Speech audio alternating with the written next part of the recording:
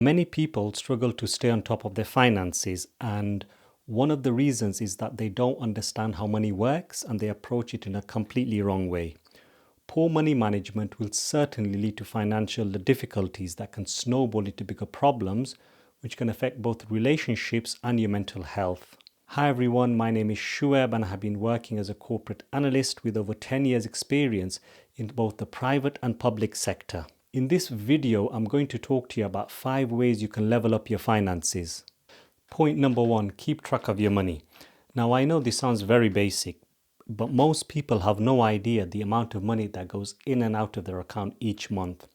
With having no oversight, you can easily go into overdraft, have to borrow money of people, or be forced to use expensive credit cards which have sky-high interest rates on them. A simple thing such as creating a log or a spreadsheet where you list your income and expenditure can go a long way, and by doing this, it enables you to know exactly what your financial position is each month.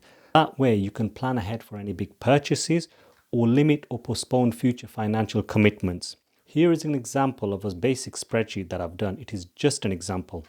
You can do your own, and depending on your circumstance, it can be as detailed or basic as you like.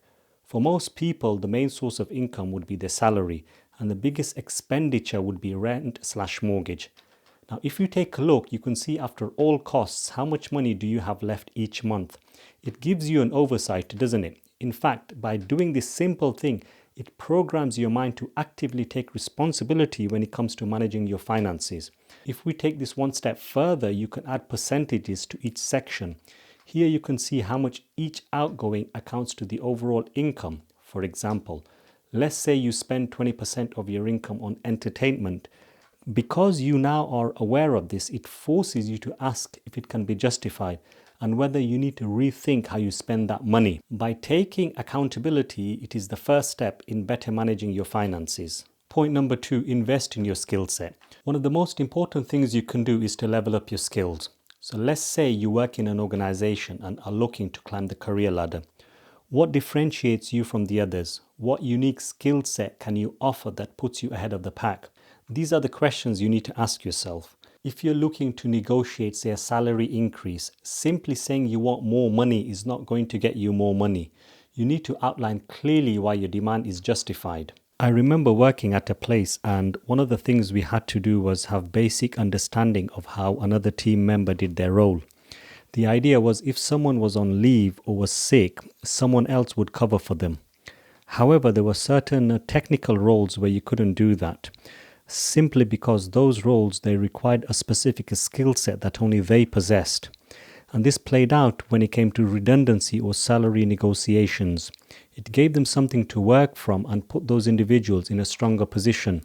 Even in a business sense, by improving yourself and honing your skills, you create opportunities that would not have otherwise existed. You open doors and make yourself open to a much wider audience. And lastly, one of the most important qualities you can develop is the ability to embrace change. And at no point in history has this been true than today's world.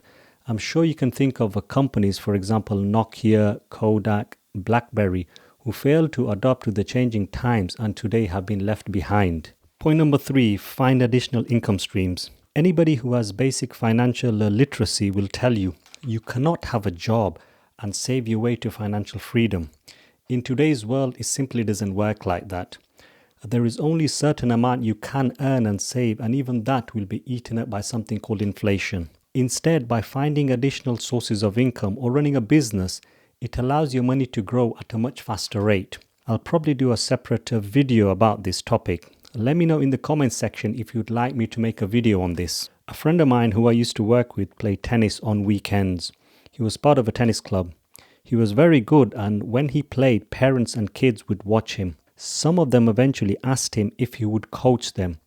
They would pay money, of course. In the beginning, he coached only a few.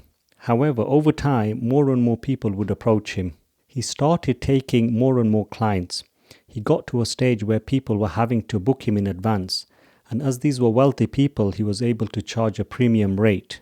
And they were happy to pay, of course. He turned something he enjoyed into something he was able to make money from. He saw an opportunity and he took full advantage of that. Another example, a friend of mine who does web development spent months designing web templates. In the beginning, he had to put in a lot of man hours. However, once everything was set, he was able to create a pretty much automated system where customers would be able to purchase, download, and set up a website. Of course, with the power of the internet and the resources available today, there are so many ways to generate additional income. Key thing is you have to be willing to put in the effort. So now that you've increased your income, you need to make that money work. So which leads me to point number 4, investing. Putting your money in a bank account is one of the worst things you can do. Firstly, the returns you get are in some cases less than inflation. And the second point is that your money isn't really growing. If you're looking to make an immediate large purchase or trying to buy a house, in these scenarios, yes. Otherwise, do not put your money in a bank account. Instead, you should be looking to invest your money. And where better to invest than in the stock market? By investing in a good ETF, you can typically get on average yearly returns of around 9%. And this beats the returns you get from saving your money in a bank account any day. Now, of course, your money would be tied to your investment. However, you're looking at a long-term approach rather than having a gambling mindset where you're trying to flip and double your money in a short amount of time. Unfortunately, there is a lot of bad information around this, and especially if you go onto sites like TikTok, it's even worse. I would really encourage you to educate yourself when it comes to investing. It will definitely change how you look at money. And lastly, point number 5, don't follow the crowd. We buy things we don't need to impress people we don't like. And unfortunately, social media has really exacerbated this problem. If you have a car that works, you don't need to buy another one. If you have a phone that works, you don't need to upgrade.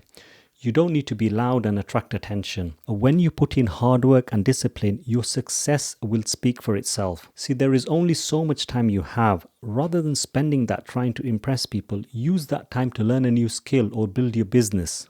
If you study sports psychology, one of the most important factors that differentiates elite athletes from, say, the rest is that they are able to defer instant gratification for a higher outcome.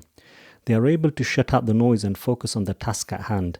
They will train years for a race that only lasts, say, 10 seconds. They will be disciplined enough to know that hard work now will pay a reward much greater in the future. If you use that same mindset, you will see how it puts you way ahead of the crowd. Success will automatically follow, and you will also be in a better place mentally because you're not trying to constantly chase external approval. And the things you build will have a deeper meaning. Yes, that crypto guy made a lot of money by selling fake courses and is now putting pictures of rented planes on Instagram. However, it's all superficial. Once that money dries up, he's looking for his next scam. There isn't a solid foundation to build on and it's just a mindset of trying to impress people. And on that note, if you found this video useful, I would really appreciate if you can like and subscribe to my YouTube channel, and I'll see you in the next one.